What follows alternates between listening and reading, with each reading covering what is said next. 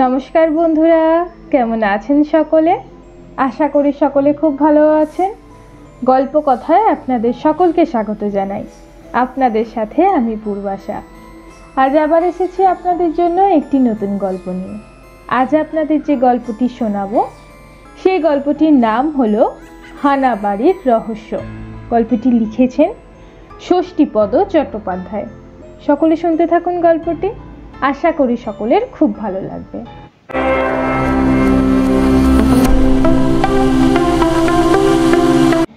বেশ কিছুদিন ধরে শরীরটা ভালো যাচ্ছিল না, তাই ভাবলাম দিন কতক প্রকৃতির পরিবেশে থেকে দেহ মন সতেজ করে আসি।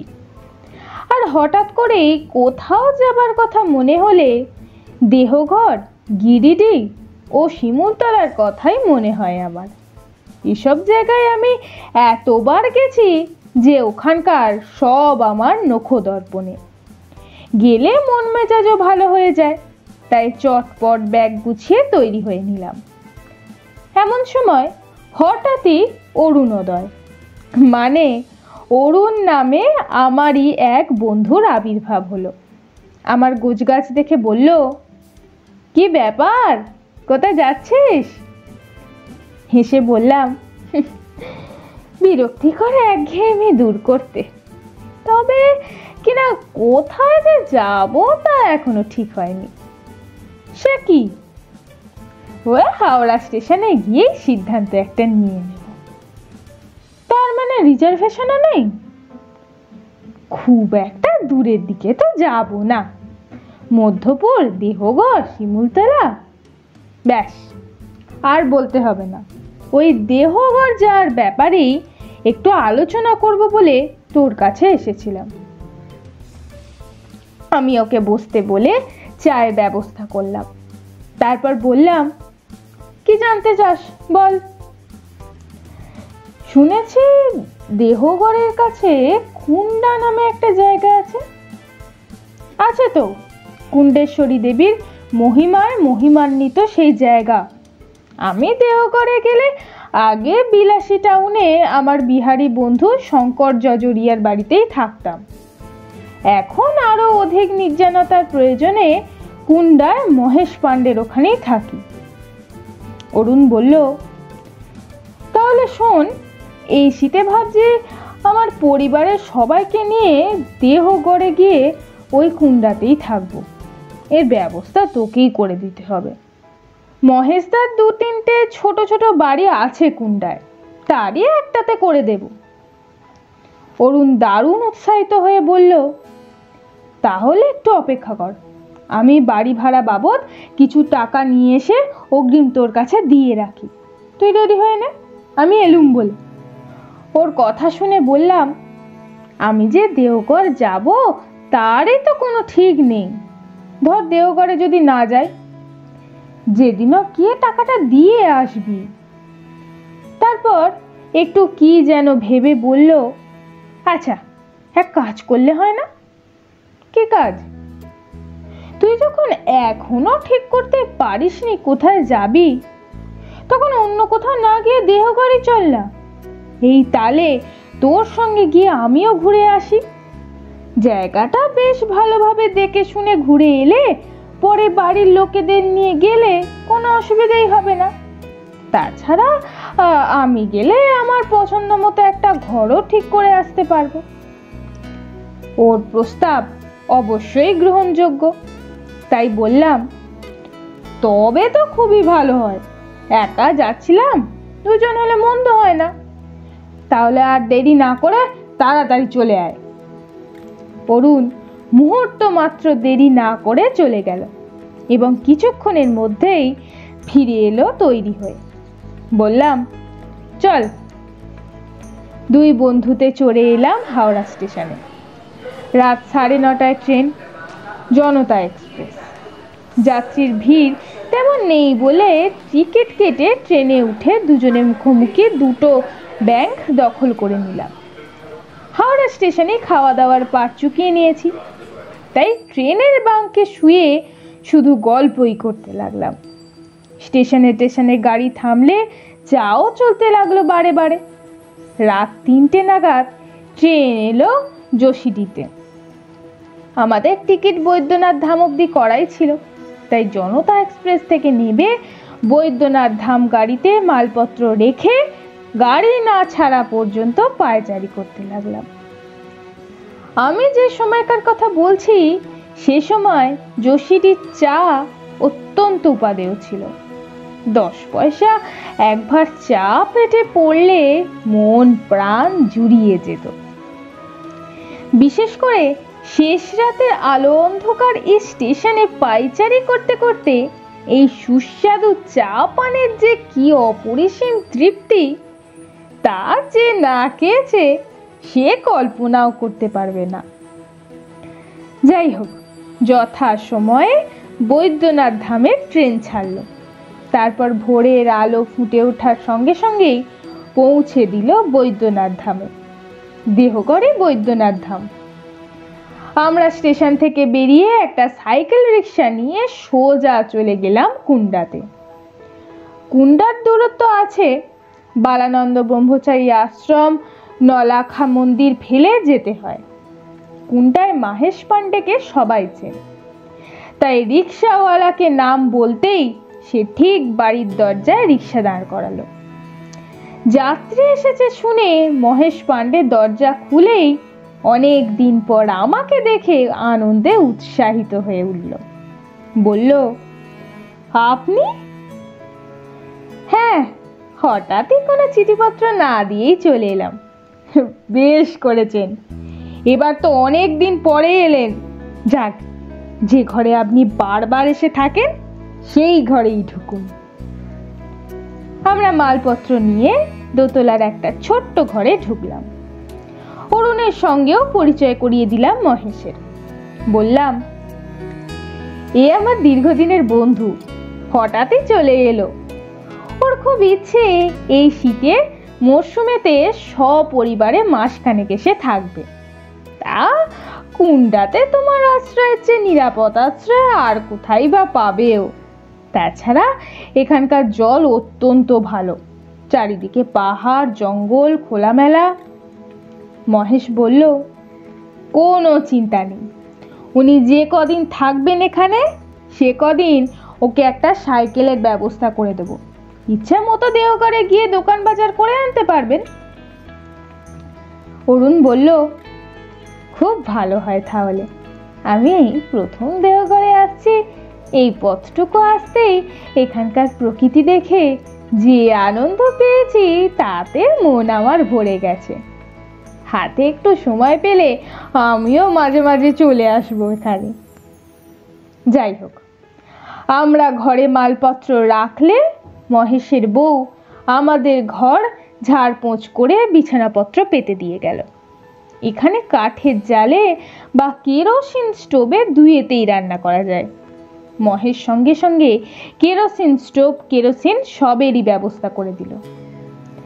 আমরা দুই বন্ধুতে মহেশের বউয়ের তৈরি চা খেয়ে একটা সাইকেল রিক্সা নিয়ে চলে গেলাম দেহগড়ে দোকান বাজার করতে। এরপর আমরা রীতিমতো ঘর সংসার পেতে বসলাম দুজনে। ভোরে উঠে বনে জঙ্গলে ঘেরা কুণ্ডেশ্বরী হৃদারায় পেট ভরে জল খাওয়া, ইচ্ছে মতো এদিক ওদিক ঘুরে যাওয়া, বেশ মনে আনন্দই হতে লাগলো। দুদিনেরই শরীর ফিট। উপরতলায় দুটি ঘর, দুটি 1 মাসের জন্য বুক করে নিল অরুণ। এখন নভেম্বর মাস, ডিসেম্বরের 1 তারিখ থেকে 30 তারিখ পর্যন্ত নেওয়া হলো ঘর দুটো।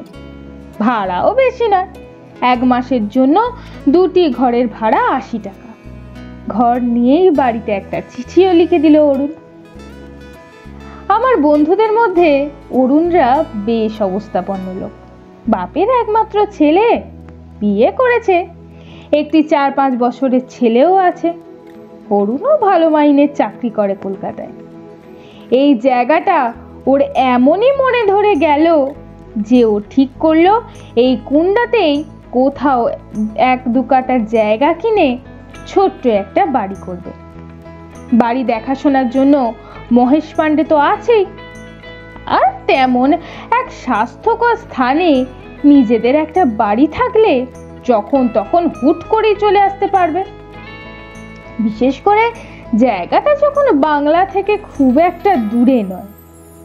কথাটা আমারও মনে ধরল, তাই সঙ্গে সঙ্গে মহেশকে ডাকিয়ে প্রস্তাবটাকে দিলাম। এখানে এখনো 200-500 টাকা কাটায় জমি পাওয়া যায়, বলেন তো এখনই জায়গা দেখিয়ে দিই। আমরা দারুণ উৎসাহিত হয়ে জায়গা দেখতে চললাম। কুন্ডা থেকে যে পথটা তপোবন পাহাড়ের দিকে চলে গেছে, সেই পথেই কিছুটা গিয়ে 2-1টা জমি দেখালো। সবকটাই পছন্দসই। এখানে ছোট্ট একটি টিলা পাহাড়ের গায়ে একটা 2তলার বাড়ি দৃষ্টি আকর্ষণ করলো আমাদের। বাড়িটা খুব একটা বেশি পুরনো দিনের তা নয়, আবার নতুনও নয়। বাড়িতে কোনো লোকজন নেই, সব ঘরেই তালা দেওয়া। তালাগুলো জং ধরে মরচে ধরে আছে। আমি সবিস্ময়ে বললাম, এই বাড়িটা তো দেখছি অনেক দিন ধরে একই অবস্থায় আছে, কখনো কোনো লোকজনকেও বাস করতে দেখি না, বাড়িটা কাদের? মহেশ বলল, ওটা এখন হানা বাড়ি। আগে এক বাঙালি বাবু বাড়ি ছিল এটা। ভদ্রলোকের একমাত্র ছেলের খুনের কেসে জড়িয়ে পড়ায় উনি ভানু প্রতাপ নামে এখানকারই একজনকে বাড়িটা বিক্রি করে দেন। বাড়ি কেনার কিছুদিন পর ভানু প্রতাপ এক রাতেই হঠাৎই গুম হন এই বাড়ির ভিতরে থেকে। কিছুদিন পর তার 2 ছেলেও গুম হন, সেও এই বাড়ি থেকে। তাই ভানু প্রতাপের স্ত্রী সত্যবালা এই বাড়িতে তালা দিয়ে তাদের দেহ ঘরের বাড়িতেই চলে যান। বাড়িটা কেনা হয়েছিল সত্যবালার নামেই। উনি অনেক দিন ধরে চেষ্টা করছেন বাড়িটা বেচে দেবার, কিন্তু এই নিরালায় ওই বাড়ি কে কিনবে? তার চেয়েও বড় কথা, বাড়িটা অভিশপ্ত। তাই যেমনকার বাড়ি তেমনই পড়ে আছে। অরুণ বলল, বাড়িটার দাম কত? আগে শুনেছিলাম 25,000 টাকা, এখন শুনছি 15,000 পেলেও দিয়ে দেবেন। অরুণ বলল, তা যদি হয় তাহলে জমি নয়, 15,000 টাকা দিয়ে এই বাড়ি আমি কিনব। মহেশ বলল, কিনবেন? তবে আমার মনে হয় না কিনলে ভালো করবেন, কেননা ওই বাড়ির যে ইতিহাস, তাতে বাড়িটা অভিশপ্ত বাড়ি ছাড়া কিচ্ছু নয়। অরুণ বলল, হোক না অভিশপ্ত বাড়ি, আমি তো বরাবরের জন্য থাকতে আসছি না এখানে, মাঝে মধ্যে আসবো, বন্ধু বান্ধব নিয়ে হই হুল্লোড় করবো, বাড়ির তালা দেওয়া থাকবে, আর বাড়ি দেখাশোনার জন্য বিনা ভাড়ায় কোনো লোকজনকে বসিয়ে দেবো এখানে। মহেশ বলল, সেরকম কাউকে কি পাবেন? না পেলে তালা বন্ধই থাকবে। অতএব ঠিক হলো এই বাড়ি নেওয়া হবে। সেদিন বিকেলেই আমরা সত্যবালার বাড়িতে গেলাম। একজন খদ্দের হয়েছে দেখে সে কি আনন্দ তার। বললেন, যত শীঘ্র সম্ভব বাড়িটা বেচে দিতে পারলে তিনি বাঁচেন। পরদিন সকালেই তার একজন লোক এসে বাড়ির কন্ডিশন কি দেখিয়ে দেবে। আমরা সেই মতো আশ্বাস পেয়ে বাড়ি কেনার আনন্দে মেতে রইলাম। অরুণ বলল, যাক, বাঙালির বাড়ি বাঙালির দখলেই আসবে এবার। আসলে কোনো বাড়ি এইভাবে বছরের পর বছর তালাবন্ধ থাকলে সেই বাড়ি হানাবাড়ি হতে বাধ্য, বিশেষ করে এই রকম পরিবেশে। যত সব চোর ডাকাতের আড্ডা তো এখানে হবেই। পরদিন সকালে সত্যবালা দেবীর 2জন লোক এসে বহু কষ্টে তালা খুলল। সব ঘরে তালা অবশ্য খোলা গেল না, 2-1টা তালা ভাঙতেই হলো। নিচে উপরে করে মোট 6খানি ঘর, এছাড়া রান্নাঘর বাথরুম তো আছে। ঘর দেখে আমাদের 2 বন্ধুরই পছন্দ হয়ে গেল খুব। বাড়ির চারদিক জঙ্গলে ভরা ছিল। অরুণী কয়েকজন লোককে লাগিয়ে ভিতর বাইরে সব পরিষ্কার করালো। এখানে আলোর কানেকশন নেই, হারিকেন লণ্ঠনেই কাজ চালাতে হবে। তা হোক, 15,000 টাকার বাড়ি পাওয়া যায়? বাড়িটা কেনা হলে গোটা বাড়ি রং করাতে আরো 1,000-2 যাবে, তবু লাভ। মহেশ বললেও, দেখো দীর্ঘদিন খালি পড়ে থাকার পর বাড়ির অভিশাপ যদি কাটে। অরুণ বলল, শুভস্য শীঘ্রম। আমি কালই কলকাতায় গিয়ে দলিল তৈরি ও বাড়ি কেনার টাকা নিয়ে 2-1 দিনের ভিতরই ফিরে আসব। বাড়ি কেনা হলে ডিসেম্বরে যখন এখানে সবাইকে নিয়ে আসব, তখনই বাড়ি রিপেয়ারিং করে ভালোভাবে একটু হোম যজ্ঞ করিয়ে নেব বাড়িতে। তার আগে ভাবছি একটা রাত এই বাড়িতে থেকে দেখব এখানে কোনো ভয়ের ব্যাপার আছে কিনা। মহেশ বলল, বাড়ি কেনার আগেই বাড়িতে রাত্রিবাস করবেন? ক্ষতি কি? কেনার পর পূজা আর্চা করে গৃহপ্রবেশ করছি না, এখন অসুবিধে কোথায়? ভাড়াটিয়ারাও তো অনেক সময় যে বাড়িতে বাস করে সেই বাড়ি কিনে নেয়। তা অবশ্য নেয়। অরুণের কথা মতো ওই দিনই আমরা রাত্রিবাসের ব্যবস্থা করলাম। মহেশের ওখানে রান্না খাওয়ার পাট সেরে চলে এলাম দুজনে সেই হানাবাড়ির জঠরে। অনেক রাত পর্যন্ত 2 বন্ধুতে গল্প করে কাটালাম। নিশ্চিন্তেই কাটালাম আমরা। না কোনো চোর ডাকাতের উপদ্রব হলো, না কোনো ভৌতিক আতঙ্কের মুখোমুখি হলাম। শুধু ঘরের পাশ থেকে গড়াতে গড়াতে একটি আলো ক্রমশ সিঁড়ি বেয়ে নিচে নেমে বাগানের দিকে চলে গেল। টর্চ হাতে পালার বলে নিচে নামতেই দেখলাম সিঁড়ির পাশ থেকে ওই রকম আরো একটা আলোর গোলক ধীরে ধীরে বেরিয়ে এসে বাগানের দিকে এগিয়ে ঝোপঝাড়ের মধ্যে মিলিয়ে গেল। এই আলোটা যে কোথা থেকে এবং কিভাবে আসছে তা ভেবে পেলাম না। তবু আমরা নির্ভয়ে টর্চের আলোয় সব দিক তন্ন তন্ন করে খুঁজে দেখতে লাগলাম। হঠাৎই লক্ষ্য পড়ল এক জায়গায় সিঁড়ির পাশ দিয়ে ধাপে ধাপে বেশ কয়েকটা সিঁড়ি ক্রমশ নিচের দিকে নেমে গেছে। সে সিঁড়ি বেয়ে কয়েক ধাপ নামতেই এক বিজাতীয় দুর্গন্ধে গা মাথা যেন গুলিয়ে উঠল। আমরা আর নামতে পারলাম না। শুধু সেই পাতাল ঘরে কয়েকটি মানুষের কঙ্কাল ও জীবজন্তুর মৃতদেহ পচা জলের মধ্যে ভাসতে দেখে শিউরে উঠলাম। আমি বললাম, এর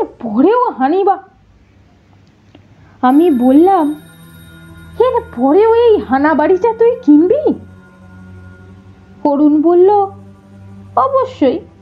কাল সকালে প্রথম কাজই হবে থানা পুলিশ করে ব্যাপারটা প্রশাসনের নজরে নিয়ে আসা।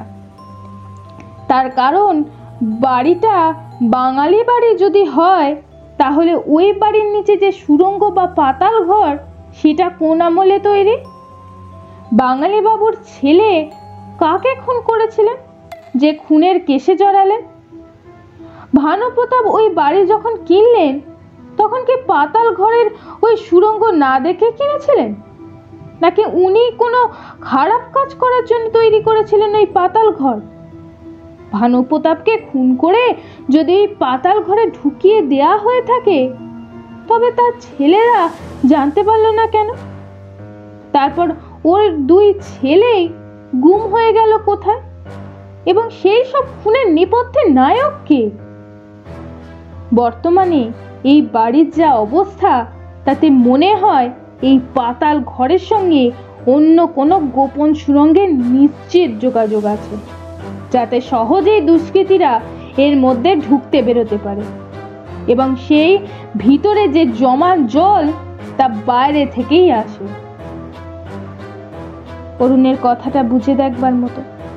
তবু বললাম, কিন্তু ওই অগ্নিগুলো? ও কিছু নয়, আলেয়া। সিঁড়ির নিচের ওই পচা জল থেকেই এর উৎপত্তি। সেই রাতটা কোনো রকমে কাটানোর পর ভোরের আলো ফুটে উঠতেই আবার ফিরে এলাম মহেশ পাণ্ডের বাড়িতে। গত রাতের কথা বলতেই ও বলল, ভানুপ্রতাপ আসলে গিরিডির লোক। ওর মতো বদ লোক আর দুটি ছিল না। ওর ছেলে দুটো বাপের চেয়েও হিংস্র। যে বাঙালি বাবু এই বাড়ি তৈরি করেছিলেন তার নাম বিশ্বনাথ বিশ্বাস। ওর একমাত্র ছেলে দুলাল ছিল খুব শান্ত প্রকৃতির। অপরাধজনিত কোনো ব্যাপারে তাকে ফাঁসিয়ে একটি খুনের দায় ওর ঘাড়ে চাপায় ভবানী প্রসাদের ছেলেরা। পাতাল ঘরের ব্যাপারটা অবশ্য আমার জানা ছিল না, সেটা হয়তো বাইরে কোনো দিক থেকে ছিল। উচ্চস্থানের বাড়ি হলে আর নিচের দিকটা অনেকেই আন্ডারগ্রাউন্ড ঘর হিসেবে ব্যবহার করে থাকে, তাই এটা আগে থেকেই ছিল। পরে ভানুপ্রতাপ বাড়ি কেনার পর সেটিকে খারাপ কাজের উপযোগী করে তোলে। বর্তমানে বাড়িটা পুরনো হওয়ায় এবং অন্য কোনো দুষ্কৃতির আবির্ভাবে ইটির মুখ ভেঙে পড়ায় সিঁড়ির নিচের গোপন পথ প্রকট হয়েছে। এসব শোনার পর অরুণ বলল, তবু এবারে আমি কিনবই। পাতাল ঘরটা বুঝিয়ে দিলেই তো সব সন্ত্রাসের শেষ। মহেশ বলল, সেটা আপনার ইচ্ছা। এরপর মহেশকে সঙ্গে নিয়েই আমরা থানায় গিয়ে ওই বাড়ির ব্যাপারে সবকিছু জানালাম। পুলিশ এসে সবকিছু দেখে শুনে বেশ কতগুলো মানুষের কঙ্কাল উদ্ধার করলো ওই পাতাল ঘর থেকে। তারপর ওরাও নির্দেশ দিলেন ওই ঘর মাটি পাথর দিয়ে ভরাট করে বন্ধ করে দেবার জন্য। অরুণ অবশ্য বাড়ি কেনার পর ওই কাজ করবে বলে দেহঘর থেকে বিদায় নিল।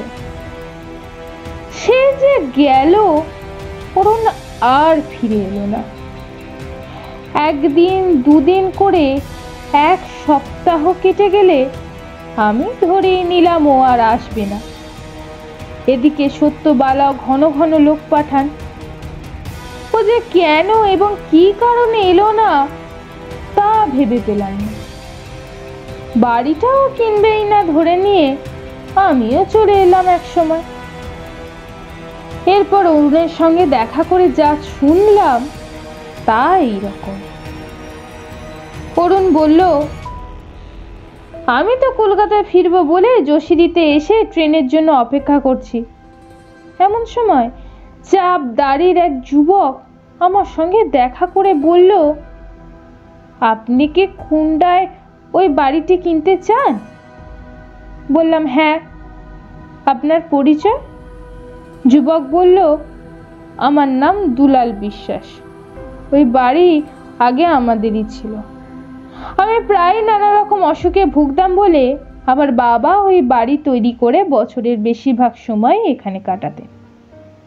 সেই সময় ভানুপ্রতাপের ছেলের সঙ্গে আমার পরিচয় হয়। ওদের সঙ্গে মিশে আমিও উচ্ছন্নে যাই। সঙ্গদোষে ভালো মানুষও খারাপ হয়। ওর ছেলেরা একবার ডাকাতি করে এক ব্যবসায়ীকে খুন করে গা ঢাকা দেয়।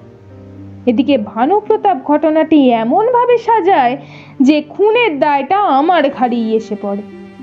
বিচারে আমার 12 বছরের জেল হয়। তিহার জেলে বছর 5 কাটানোর পর আমি কয়েকজন কয়েদিদের সঙ্গে জেল ভেঙে পালাই। তার আগেই আমি জেনেছি আমাদের বাড়িটা ভানুপ্রতাপ কেনেনি। আমার বাবাকে ভয় দেখিয়ে লিখিয়ে নিয়েছেন। ভানুপ্রতাপ তার ছেলের জেল থেকে বেরোলেই ওরা আমাকে খুন করবে। যাই হোক, আমি জেল থেকে বেরিয়ে ঝাঝার পাহাড়ে কিছুদিন আত্মগোপন করে থাকি। 2-4 জন দুষ্কৃতীর সঙ্গ নিয়ে ভানুপ্রতাপকে গুম করে খুন করি। তপোবন পাহাড়ের পিছন দিকে জালে ওর লাশ পুঁতে দিই। পরে ও 2 ছেলেও ওই একই পরিণতি ঘটায়। ওদের লাশ পাচার করতে না পেরে ওই পাতাল ঘরেই রেখে দিই। আমার চোখে এখনো খুনের নেশা।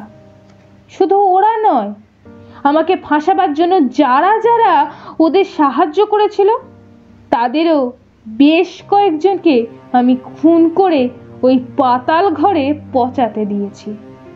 খুন আরো হবে। তাই অনুরোধ, এই বাড়ি আপনি কিনবেন না। এই পর্যন্ত বলে দুলাল বিশ্বাস বিদায় নিল। আমিও কিনবার আশা ত্যাগ করে তোর সঙ্গে আর দেখা না করেই ফিরে এলাম। অরুণের ওই সিদ্ধান্ত যথাযথ বিচার করেই বললাম, আমি তো গোড়াতেই না করেছিলাম, মহেশও মানা করেছিল। তা ভালোই হয়েছে, একটু খোঁজ খবর নিলে নিরালায় অমন অনেক বাড়ি কিনতে পাওয়া যাবে। অরুণ অবশ্য বাড়ি একটা কিনেছিল, তবে সেটা দেহগড়ে বা কুন্ডাতে নয়, ঘাটশিলার কাছে টামুকপালে। তো বন্ধুরা, আজকের গল্প এতটুকুই। গল্পটি কেমন লাগলো অবশ্যই আমাকে কমেন্ট বক্সে জানাবেন। গল্পটি ভালো লাগলে একটি লাইক করে দেবেন। আমার চ্যানেলে নতুন হয়ে থাকলে অবশ্যই চ্যানেলটিকে সাবস্ক্রাইব করে যাবেন। আজকের মতো এতটুকুই, আবার পরদিন দেখা হবে একটি নতুন গল্প নিয়ে। সকলে খুব ভালো থাকবেন, সুস্থ থাকবেন, সাবধানে থাকবেন।